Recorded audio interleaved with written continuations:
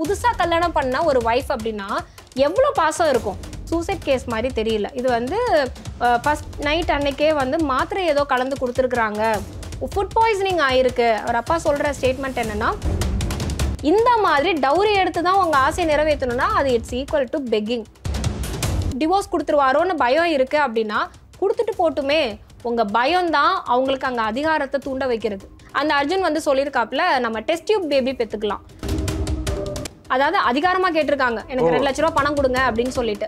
உடனே இவர் அப்பாவும் சரிங்க ஒரு 2 நாள் டைம் கொடுங்க, நான் ரெடி பண்ணி கொடுத்துறேன்னு சொல்லும் போது கவிதா சொல்லியிருக்காங்க, உங்களை நல்லா மொட்டை அடிக்க போறாங்க. இந்த வார்த்தையை சொல்லியிருக்கிறாங்க.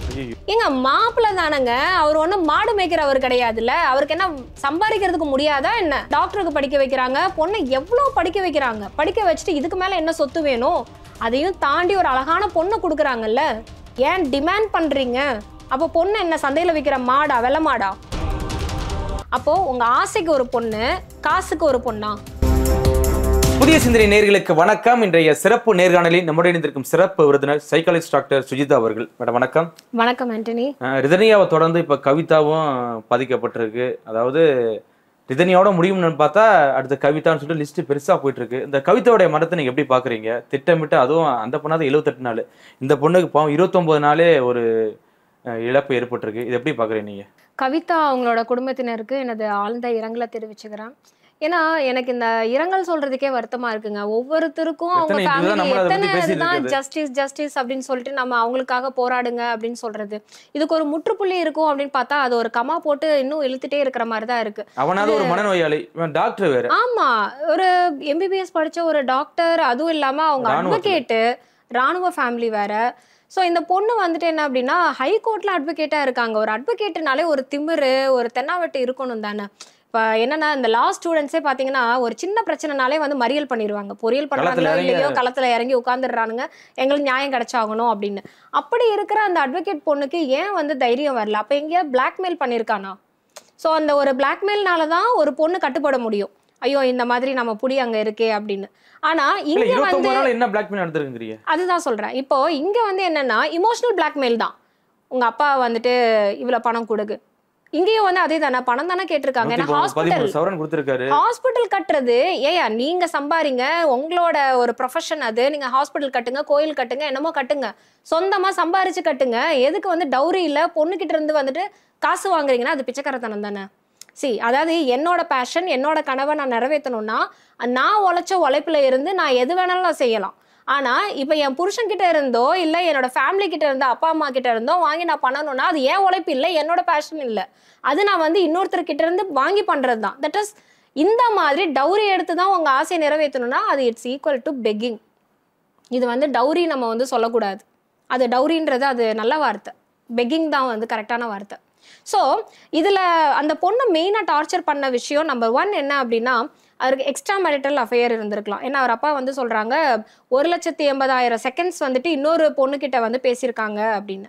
அண்ட் இந்த பொண்ணு அதாவது கவிதா கூட வந்துட்டு வெறும் 8,000 செகண்ட்ஸ் தான் வந்து இந்த 1 மாதத்துலேயே பேசியிருக்காங்க அப்படின்னு. ஸோ அப்போ எக்ஸ்ட்ரா மேரிட்டல் இருக்குன்னா நீங்க ஓப்பனா சொல்லிட்டு நீங்க அந்த பொண்ணு கூட கல்யாணம் பண்ணணும். எதுக்கு இந்த அப்போ வந்து காசுக்காகவும் பணத்துக்காகவும் இந்த டவுரிக்காகவும் தான் நீங்க கல்யாணம் பண்றீங்களா? ஒரு பொண்ணோட வாழ்க்கையவே நீங்க நாசம் பண்ணிட்டீங்கல்ல. சரி, அது இங்க வந்து சூசைட் கேஸ் மாதிரி தெரியல. இது வந்து ஃபர்ஸ்ட் நைட் அன்னைக்கே வந்து மாத்திரை ஏதோ கலந்து கொடுத்துருக்குறாங்க, ஃபுட் பாய்சனிங் ஆயிருக்கு. அவர் அப்பா சொல்ற ஸ்டேட்மெண்ட் என்னன்னா, பொண்ணு கல்யாணம் பண்ணி கொடுத்ததுக்கு அப்புறமா அந்த மறுநாள் எதுக்கு வாமிட்டிங்கா இருந்தது, ஃபுட் பாய்சனிங்கா இருந்தது, மாப்பிள்ள வந்துட்டு டியூட்டி இருக்கு அப்படின்னு சொல்லிட்டு போயிட்டாரு. இந்த பொண்ணை பத்தி கவலையே இல்லை. ஃபர்ஸ்ட் நாளே தெரிஞ்சிருச்சுல்ல, அவங்க மாத்திரை கலந்து கொடுத்தாங்களோ ஏதோ ஒன்று, ஃபுட் பாய்சனிங் ஆகி உடம்பு முடியாம புதுசா கல்யாணம் பண்ண ஒரு வைஃப் அப்படின்னா எவ்வளவு பாசம் இருக்கும். ஸோ ஏற்கனவே எக்ஸ்ட்ரா மேரிட்டல் இருக்கு இல்லையா, எதுக்கு கொடுத்தாங்கன்ற மோட்டிவ் இன்னும் இன்வெஸ்டிகேஷன்ல தான் தெரிய வரும். ஏன்னா இப்போ நம்ம வந்து எடுக்கிற அந்த கேஸ் ஸ்டடீஸை வச்சு தான் யோசிச்சு சொல்ல முடியுமே தவிர எக்ஸாக்டா என்ன அப்படிங்கிறது இன்வெஸ்டிகேஷன்ல தான் தெரிய வரும். ஸோ இப்போ என்னோட ஒரு அசம்ஷன் என்ன அப்படின்னா, ஆல்ரெடி எக்ஸ்ட்ரா மேரிட்டல் அஃபேர் இருக்கு அப்படின்னும் போது இந்த பொண்ணை வந்து சொத்து இருக்கு, அவங்க அப்பா வந்து கல்யாணம் பண்ணியிருக்காங்க, நல்ல ஃபேமிலி, கரெக்ட். அதுவும் இல்லாம இவங்க எல்லாம் மானத்துக்கு அஞ்சுனவங்க. அதாவது பொண்ணை கல்யாணம் பண்ணி கொடுத்துட்டோம், மாப்பிள்ளை வந்துட்டு ஏதாவது சொல்லிட்டாருன்னா அந்த மாப்பிள்ளை காலை பிடிச்சி கெஞ்சுறாங்கல்ல பேரண்ட்ஸு, பொண்ணை பெத்தவங்க. அங்கதான் முதல் தப்பே நடக்குது. ஏன் அந்த பொண்ணை வந்து கல்யாணம் பண்ணி கொடுத்தீங்க, மாப்பிள்ளை வந்துட்டு ஒரு காசுக்காகவோ டவுரிக்காகவோ ஏதாவது பண்ணல, அவருக்கு வந்து சரியா கவனிக்கல அப்படின்னு சொன்னா கோச்சுக்குவாரு பொண்ணை அதாவது டிவோர்ஸ் கொடுத்துருவாரோன்னு பயம் இருக்கு அப்படின்னா கொடுத்துட்டு போட்டுமே. உங்க பயம்தான் அவங்களுக்கு அங்க அதிகாரத்தை தூண்ட வைக்கிறது. எதைனாலும் துணிச்சலா செய்வோம், நம்ம வழிக்கு வருவாங்க அப்படின்னு அங்க ஒரு ஆக்கப்பூர்வமா ஒரு விஷயத்த பண்ண வைக்கிற ரீசனே உங்க பயம்தான். அந்த பயத்தை நீங்க ஏன் காட்டுறீங்க? ஸோ அந்த ஃபர்ஸ்ட் நைட் முடிச்சுட்டு அந்த பொண்ணை அவங்களுக்குள்ள எதுவுமே முதலிரவே நடக்கல. அது வேற விஷயம். 30 நாள், அதாவது 29 நாள் சொல்றாங்க இல்லையா, 29 நாள்லயும் அந்த பிசிக்கல் இன்டிமசியே ஏற்படல. இதுக்கு என்ன அப்படின்னா, அந்த வாட்ஸ்அப் சேட்ல வந்துட்டு கவிதா வந்து அவங்க ஹஸ்பண்ட்க்கு சேட் பண்ணும்போது அவர் அந்த எம்பிபிஎஸ் டாக்டர் இல்லையா, அவர் நாகார்ஜுனா, அந்த அர்ஜுன் வந்து சொல்லியிருக்காப்புல, நம்ம டெஸ்ட் டியூப் பேபி பெற்றுக்கலாம். டெஸ்ட் டியூப் பேபி பெற்றுக்கணும்னா அப்போ அவருக்கு ஆண்மை தன்மை குறைவா இருக்கா? ஸோ அப்போ வந்து ஒரு எரெக்டல் டிஸ்ஃபங்க்ஷனாக இருக்கு, ஒரு ஆண்னால அவருக்கு இன்டர்கோர்ஸ் பண்ண முடியல, பெனிட்ரேட்டிவ் செக்ஸ் பண்ண முடியலன்னா எடுத்துக்கலாம். இல்லை இந்த பெண் கிட்ட எதையாவது பிரச்சனை இருக்கு, அவளால குழந்தை பெற்றுக்க முடியல, யூட்ரஸ்ல ப்ராப்ளம் இருக்குன்னா டாக்டர் ஃபர்ஸ்ட் டேவே கண்டுபிடிச்சிட்டாரு அப்படின்னு சொன்னா அவங்க பேரண்ட்ஸை கூப்பிட்டு பேசியிருக்கலாம். இதெல்லாம் இல்லாம நம்ம டெஸ்ட் டியூப் பேபி பெற்றுக்கலாம், அது இல்லாமல் இன்னொரு பொண்ணோட எக்ஸ்ட்ரா மெரிட்டல், இவங்களை வந்து கவனிக்கல, ஒரு கேரே இல்லை. கல்யாணமாகி அந்த ஒரு 3 மாசம் வரைக்கும் வந்து கணவனும் மனைவியும் அந்த ஒட்டிக்கிட்டே இருப்பாங்க இல்லையா, 3 மாசம் அந்யோன்யம் இருக்கும். சரி, அட்லீஸ்ட் அந்த 3 நாள் மறுவீடு போடுற வரைக்குமாவது அவங்க வந்து எப்படிப்பட்ட வேலையா இருந்தாலுமே, எவ்வளோ பெரிய போஸ்டிங்ல இருந்தாலுமே ஒரு 3 நாள் கல்யாணம் ஆகி லீவ் தர மாட்டாங்களா? அதை சொல்லுங்க. ஒரு 3 நாள் அந்த மறுவீடு வரைக்குமாவது கூட இருக்க மாட்டாங்களா? சந்தோஷமா இருக்க மாட்டாங்களா? எதுவுமே இல்லை. கல்யாணம் ஆகி அடுத்த நாளே டியூட்டிக்கு போறாரு அப்படின்னும் போதே தெரியுது அங்கே இன்ட்ரெஸ்டே இல்லை. அப்போ இந்த ஃபர்ஸ்ட் டேவே அவங்க அலர்ட் ஆயிருந்தாங்க அப்படின்னா கண்டிப்பா அந்த பொண்ணோட உயிரை காப்பாத்திருக்கலாம்ல. ஸ்லோ பாய்சனா என்னன்னு நமக்கு தெரியல. ஸோ அது இன்னும் அந்த கேஸ் போயிட்டு தானே இருக்கு இல்லையா. அவர் அப்பா கொடுத்த அந்த ஒரு ஸ்டேட்மெண்ட் தான் மாத்திரை கொடுத்துருக்காங்க, அது ஃபுட் பாய்சனிங் ஆயிருக்கு. அந்த மாத்திரையும் கூட அவங்களுக்கு அப்ப தெரியல. ஃபுட் பாய்சனிங், வாந்தி எடுக்கிறா, உடம்பு முடியாம இருக்கு அப்படின்னு. அப்புறமா தான் அவளோட டைரியை நோட் பண்ணியிருக்காங்க, டைரி எடுத்து படிச்சிருக்காங்க. சாரி, டைரி கிடையாது, அந்த மொபைல்ல இருந்த நோட் பேட். ஸோ அந்த மொபைல்ல வந்து பேட்டர்ன்லாம் அந்த பொண்ணு இறந்து போனதுக்கு அப்புறமா அந்த பேட்டர்னை கண்டுபிடிச்சு அவங்க மொபைல்ல வந்து பார்த்துருக்காங்க. அப்பதான் அந்த வாட்ஸ்அப்ல அனுப்பிச்ச பழைய சேட்ஸ் அவங்க ஹஸ்பண்ட்க்கு அனுப்பிச்சிருக்காங்க அந்த அர்ஜுனுக்கு. அது இல்லாமல் நோட் பேட்ல சேவ் பண்ணி வச்சிருந்த விஷயங்கள் இதெல்லாம் எடுத்து தான் அவங்க அப்பா அதுக்கப்புறமா இதை இப்படி நடந்திருக்கு அப்படி நடந்திருக்குன்னு அலறாரு. அப்புறம் இன்னொரு விஷயமும் அந்த பொண்ணு சொல்லியிருக்கா. என்ன சொல்லியிருக்கான்னா, அவங்க வந்து ஐ திங்க் 1 லேக்கோ 2 லேக்கோ ஏதோ ஒரு காசு வந்து அர்ஜுன் கேட்டிருக்காப்புல, கவிதாவோட ஹஸ்பண்ட் அவங்க அப்பா கிட்ட. அதாவது அதிகாரமா கேட்டிருக்காங்க, எனக்கு 2 லட்ச ரூபா பணம் கொடுங்க அப்படின்னு சொல்லிட்டு. உடனே இவர் அப்பாவும் சரிங்க ஒரு 2 நாள் டைம் கொடுங்க, நான் ரெடி பண்ணி கொடுத்துறேன்னு சொல்லும் போது கவிதா சொல்லியிருக்காங்க, உங்களை நல்லா மொட்டை அடிக்க போறாங்க, இந்த வார்த்தையை சொல்லியிருக்கிறான். உங்களை நல்லா மொட்டை அடிக்க போறாங்க காசு காசுன்னு சொல்லிட்டு நீங்க தராதீங்கப்பா அப்படின்னு. அப்ப பொண்ணு சொல்லியிருக்கா இல்ல, இதுக்கு மேல வந்துட்டு ஒருத்தனை எப்படி நீங்க நம்ப முடியுது? நல்லவன் எப்படி நீங்க நம்புறீங்க? பச்சையா அந்த பொண்ணே சொல்லியிருக்கால்ல, மொட்டை அடிக்க போறாங்கன்னு சொல்லும் போதே அப்படியாம்மா என்ன பிரச்சனைன்னு கூப்பிட்டு வச்சு பேசியிருக்கலாம். சரி, இந்த மாதிரி எல்லாம் அந்த பொண்ணுக்கு வந்துட்டு டார்ச்சர்ஸ் நடந்திருக்குது. அதாவது எல்எல்பி படித்த பொண்ணு ஒரு நல்லா படிச்சிருக்கா, ஒரு அட்வொகேட்டாக இருக்காங்க ஹைகோர்ட்டில் அப்படின்னு இருந்து நல்லா கட்டி கொடுத்துருக்காங்க, நல்ல வசதி வாய்ந்த குடும்பம், வேலைக்காரி இருந்திருக்காங்க. இந்த பொண்ணு கல்யாணம் பண்ணி போன உடனே வேலைக்காரியை நிப்பாட்டிட்டு நீ எல்லா வேலையும் செய், சாப்பாடு பண்ணு, வீடை கூட்டு, ஸோ எல்லாத்தையுமே எல்லா வேலையும் நீ தான் வந்து பண்ணணும் அப்படின்னு சொல்லிட்டு ஒரு ப்ரெஷரும் கொடுத்துருக்காங்க மாமியார். ஸோ இதெல்லாம் வந்து பார்க்கும்போது என்ன அப்படின்னா, ஒரு பர்பஸ்ஃபுல்லாக வேண்டாம் இருக்கா, உன் சொத்துக்காக நான் கல்யாணம் பண்ணிட்டேன், அதுக்கப்புறமா நீயா அந்த டார்ச்சர் அனுபவிச்சு போய் தொலை அப்படின்ற மாதிரி தான் ட்ரீட் பண்ணியிருக்காங்க. அங்கே வந்து ஒரு எம்பத்தியே இல்லை. எம்பத்தி விடுங்க, சிம்பத்தி கூட அங்கே இல்லை. ஸோ அப்போ எதுக்காக வந்துட்டு பிளான் பண்ணி ஒரு பொண்ணோட லைஃப்பை ஸ்பாயில் பண்ணணும்? மர்டர் பண்ணுற அளவுக்கு அந்த பொண்ணு என்ன பண்ணா? கண்டிப்பா இந்த மாதிரி கேள்விகள் இருக்கு இல்லையா. ஸோ இது வந்து பேரண்ட்ஸ் தானே ஒரு அலர்ட்டாக இருக்கணும். பேரண்ட்ஸ் வந்துட்டு, நான் திருப்பியும் சொல்கிறேன், நீங்கள் இந்த வீடியோ பார்த்துட்டு இருக்கீங்கன்னா it's my suggestion and request also, கல்யாணம் பண்ணி கொடுங்க. உங்கள் ஆசையாக வளர்த்திங்க உங்கள் செல்ல பிள்ளைய நீங்கள் வந்து கட்டி கொடுக்குறீங்க, டவுரி எதுக்கு கொடுக்கணும்? சரி, கல்யாணம்ன்றது 100 சவரனுக்கு மேலே கொடுத்துருக்காரு, வைரம் மோதிரம் கொடுத்துருக்காரு, அது 2 லட்ச ரூபா வருதான். கார் வந்துட்டு வாங்கி கொடுத்துருக்காரு, மாப்பிள்ளைக்கு அது பிடிக்கலையாமா, அதுக்கப்புறம் எஸ்யூவி கார் வேணும்னு சொல்லி கேட்டாராமா, அதையும் வாங்கி கொடுத்துருக்காரு. ஏங்க மாப்பிள்ளை தானங்க, அவர் ஒன்றும் மாடு மேய்க்கிறவர் கிடையாதுல்ல, அவருக்கு என்ன சம்பாதிக்கிறதுக்கு முடியாதா என்ன? எதுக்கு நீங்க பொண்ணை கொடுத்தீங்க? எவ்வளவு படிக்க வச்சு எந்த அளவுக்கு ஆளாக்கி ஒரு அழகான பொண்ணை நீங்க வந்து கொடுத்துருக்கீங்கல்ல. அதை விட 40 ஜோடி செருப்பு வாங்கி கொடுத்துருக்காருங்க. அடப்பாவுமே, இது தெரியாது. 40 ஜோடி செருப்பு என் காசுல நான் வாங்கி கொடுத்தேங்க அப்படின்னு. ஏன் ஒரு டாக்டர் இது எவ்வளவு மாப்பிள்ளையால பெரிய ஒரு செருப்போட அவன் தெரியாதா அப்படி? முட்டாள்தனம் தானே, பேரண்ட்ஸ் பண்ற முட்டாள்தனங்க. டவுரி அப்படிங்கிறது அந்த காலத்துல வந்து பொண்ணுங்க படிக்கலைங்க. அவங்க வந்துட்டு என்னன்னா ஒரு புகுந்த வீட்டுக்கு கல்யாணம் கட்டி கொடுத்ததுக்கு அப்புறமா சப்போஸ் கணவனுக்கு வந்துட்டு ஏதோ ஒரு ஹெல்த் இஷ்யூஸ் ஆகுது, பிசினஸ்ல லாஸ் ஆகுது, வேலை வெட்டி இல்லாம போகுது, ஏதோ ஒரு எமர்ஜென்சி, அப்போ வந்து என்ன பண்ண முடியும் என் பொண்ணு, அவளுக்குன்னு ஒரு மதிப்பு வேணும்ல அப்படின்னு சொல்லி தான் நகை நட்டு போடுறாங்க, கொஞ்சம் காசு கையில. பொண்ணு வீட்டுக்காரங்க அவங்கள விருப்பமா கொடுத்து அனுப்புறது தான் வரதட்சணை, சீதனம். சோ அதாவது ஏதோ ஒரு கஷ்ட காலத்துல வரும்போது நீ யூஸ் அது பண்ணிக்கோமா யூஸ் ஆகுமே அப்படிதான். அப்படின்னு. ஏன்னா நீயும் படிக்கல, நீயும் வேலைக்கு போல, மாப்பிள்ளைய நம்பி போற, அவங்க வீட்டுல ஏதாவது பிரச்சனை வந்தா என்ன பண்றது, இதுக்குதான் இந்த வரதட்சணை ஒண்ணு வந்துச்சு.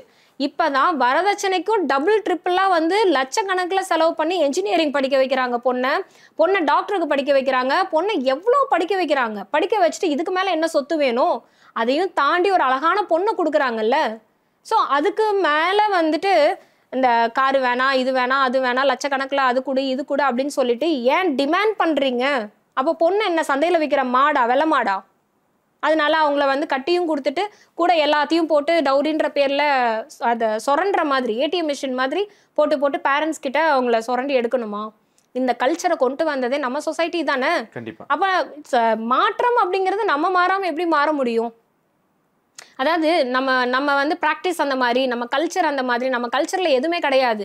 நம்மளா வச்சுக்கிட்டது தான் எல்லா சிஸ்டமும், எல்லாமே நம்மளா உருவாக்குனது தானே. நம்ம கம்ஃபர்டபுளுக்கு தான் ட்ரெஸ் பண்றோம். ஆதிவாசிங்க எங்க ட்ரெஸ் பண்ணாங்க? அந்த அறிவு எதுக்கு வந்துச்சு? நம்ம அதுவும் இல்லாம ரொம்ப அப்படியே ஒரு ஹைஃபைட் லைஃபை நம்ம ஷோ ஆஃப் பண்றோம், லக்ஸரி லைஃப்ல ஷோ ஆஃப் பண்றோம். காருன்றது என்னது? மழையிலயும் வெயிலையும் நனையாம இருக்கிறதுக்கு தானே. எதுக்கு ஆடி கார் வருது, எதுக்கு நீங்க பென்ஸ் கார்ல வரீங்க, எதுக்காக நீங்க வந்து உங்க லக்ஸரியை நீங்க ஸ்டேட்டஸை காட்டுறீங்க கார்ல? எல்லாமே உங்களோட தேவைக்கு மீறி நீங்க வந்து ஆசைப்படுறதுனால தான் இந்த டவுரியா இருக்கட்டும், இல்ல இந்த மாதிரியான டார்ச்சர்ஸா இருக்கட்டும், லவ்வை மறந்தே போயாச்சு. கல்யாணம் அப்படிங்கிற மோட்டிவே இல்லாம காசுக்காக கல்யாணம் பண்றது, காசுக்காக லவ் பண்றது. ஸோ அதை வந்து டவுரின்ற பேர்ல டார்ச்சர் பண்ணி கொலை பண்றதுக்கு கூட துணிஞ்சிட்டாங்க மனுஷங்க. இப்போ இதுலயும் பாத்தீங்கன்னா பாவம் அந்த கவிதா வந்து இறந்து கிடக்கு, ஒரு கெஸ்ட் ஹவுஸ்ல ஜாலியா இருக்கு அப்படின்னு சொல்லி அவங்க அப்பா சொல்றாரு. இப்போ என்ன மனநிலை உனக்கு இருக்கு? இல்ல, அவர் வந்து ஒரு எம்பிபிஎஸ் டாக்டர் அப்படின்னும் போது ஒரு உயிரை காப்பாற்ற வேண்டியவர், அத உயிரை எடுக்கிற அளவுக்கு ஒரு எப்படி அந்த துணிச்சல் வரும்? அதுவும் இல்லாம கொஞ்ச நாளாவே அந்த பொண்ணு கூட பேசுறதே இல்லையாமா. அது என்ன அப்படின்னா, அந்த சித்தூர் ப்ராஜெக்ட் அப்படின்னு சொல்லிட்டு, ஆபரேஷன் சித்தூர் அப்படின்னு சொல்லி அந்த ப்ராப்ளம் நடக்கும்போது போய் சொல்லிட்டு போயிருக்கிறாங்க. அவங்க ஃபேமிலியே வந்து மிலிட்ரி ஃபேமிலி அப்படின்னா அவங்க அப்பாவும் சேர்ந்து போய் சொல்லியிருக்கிறாங்க. எதுக்காக போய் சொல்லிட்டு அப்ப எங்க போனாங்க? அவ்வளோ ஒரு மாசம் அந்த பொண்ணு கூட கேட்கும் போதெல்லாம் பிஸியா இருக்கேன், அங்க இருக்க வந்து நான் சர்வீஸ் பண்ண போறேன், அங்க நிறைய சிப்பாய்ங்கெல்லாம் வராங்க, அவங்களுக்கு நான் வந்து ட்ரீட்மெண்ட் பண்ண போறேன். மொத்தம் அங்க ஒண்ணுமே நடக்கல. அவங்க வந்து விசாரிச்சிருக்காங்க. இந்த பொண்ணை விட்டுட்டு வேற ஏதாவது பொண்ணு கூட இருக்காரா அப்படி? அதுதான் ஓப்பனா சொல்றாங்களே. இன்னொரு பொண்ணு கூட தான் வந்து கான்டாக்ட் இருந்தது, பேசிட்டு இருந்தாங்க. இருந்தது ஓகே, பட் வந்து அந்த பொண்ணு கூட வாழ்ந்துட்டு இருக்காரா? மேபி இருக்கலாம்.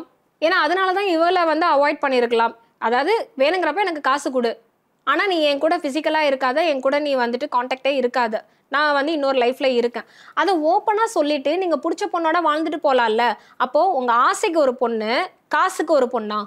அப்போ 2 பேரோட லைஃபையும் தானே ஸ்பாயில் பண்ற மாதிரி இருக்கு. இப்போ இவ்வளோ பெரிய மர்டர் பண்ணியாச்சு, அந்த பொண்ணு இறந்தாச்சு.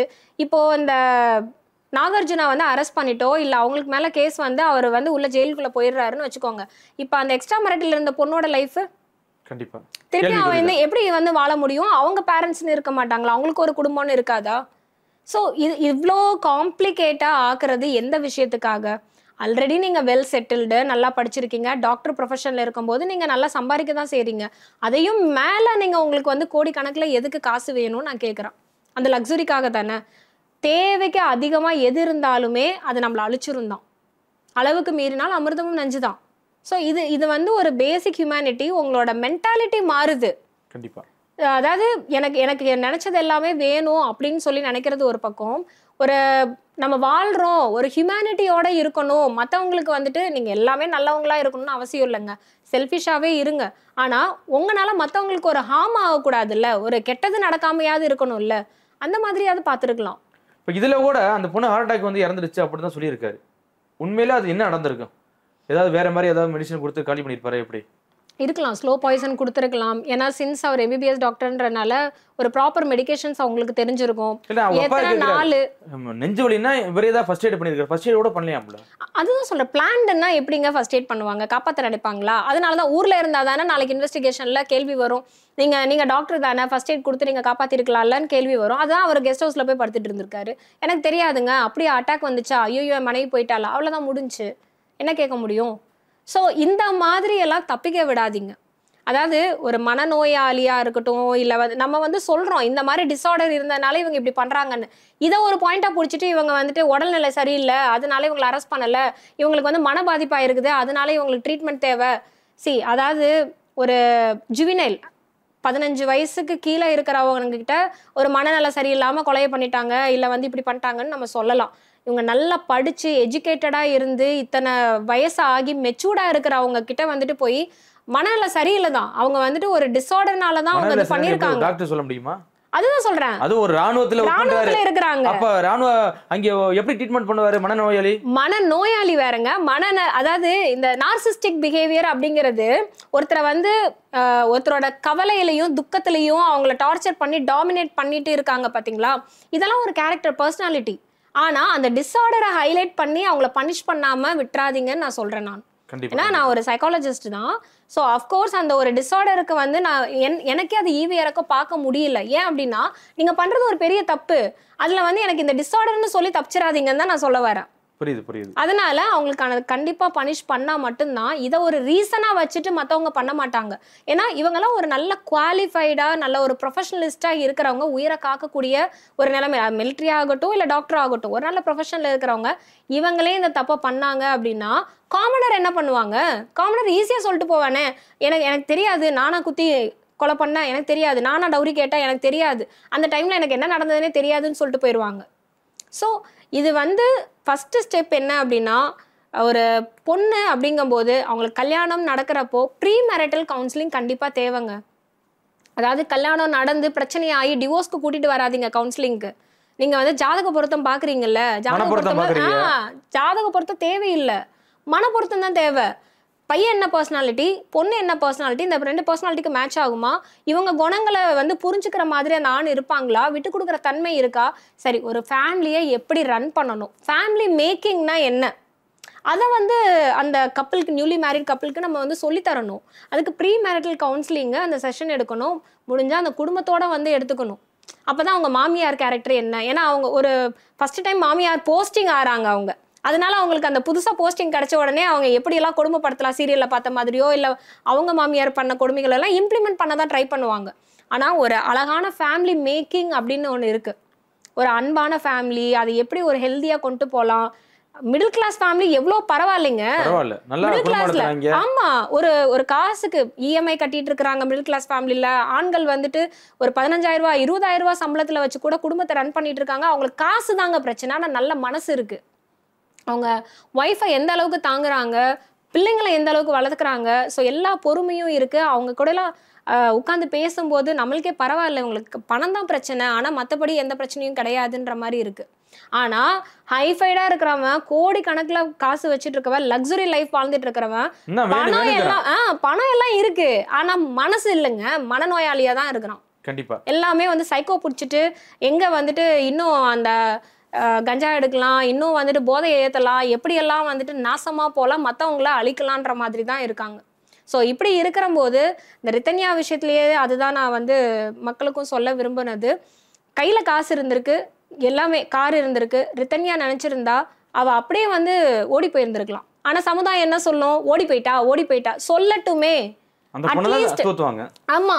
அதாவது படிப்பு இருக்கு, திறமை இருக்கு அப்படின்னும் போது எங்கேயாவது போய் கூட பொழைச்சிக்கலாமே, உயிரை ஏன் நான் என்ன கேட்குறேன்னா, அவங்க பேரண்ட்ஸ் செல்ஃபிஷா இருக்காங்க. எந்த பேரண்ட்ஸும் இருந்தாலும் தான் கௌரவம், குடும்பம், நான் சேர்த்து வச்ச சம்பாரிச்சு வச்ச மானம், மரியாதை அப்படின்னா அவங்க செல்ஃபிஷா தானே இருக்காங்க. அதையெல்லாம் உதறிட்டு உன் பிள்ளையை காப்பாற்றணும்னு நினைக்கிறாங்களா? செல்ஃபிஷா தான் இருக்காங்க. எல்லாருமே செல்ஃபிஷா தாங்க இருக்காங்க. அப்போ ஏன் உயிரை விடுற, அந்த உயிரை இழக்கிற, சூசைட் பண்ணிக்கிற அந்த பர்சன் அவங்க ஏன் செல்ஃபிஷா இருக்கக்கூடாது? அவங்க எதுக்கு அவங்க உயிரை மாச்சுக்கணும்? இது கோலத்தனம் இல்லை. அவங்க வந்து வெக்ஸ் ஆகி, ஃப்ரஸ்ட்ரேஷன் ஆகி, ஒரு பாயிண்ட்ல ட்ரிகர் ஆகிட்டு யாரும் எனக்கு சப்போர்ட் பண்ணலை, இனிமேலும் சப்போர்ட் பண்ண மாட்டாங்க அப்படின்னு உலகங்க வந்து பெருசுங்க. ஸோ அங்கே அவினாஷியில் அவங்களுக்கு சப்போர்ட் பண்ண ஆள் இல்லை அப்படின்னா ஆந்திராவுக்கு போங்க, இல்லை நீங்கள் வந்துட்டு குஜராத்துக்கு போங்க, எங்கே வேணால் போங்க, நம்ம சென்னைக்கு வாங்க. ஸோ எங்கே வேணாலும் வந்து மக்கள் வந்து பலதரப்பட்ட மக்கள் தான் இருக்காங்க. யார்கிட்ட வேணாலும், முக்கியமாக ஒரு சைக்காலஜிஸ்ட்டை பார்த்துருந்தாலே பிரச்சனை முடிஞ்சிருக்குமே. ஒரு கவுன்சிலர் நல்லா ஒரு கைட் பண்ணியிருப்பாங்களே. கண்டிப்பாக மேடம், நிறைய தகவலை சொன்னீங்க. தொடர்ச்சியாக சந்திப்போம். மிக்க நன்றி மேடம். நன்றி.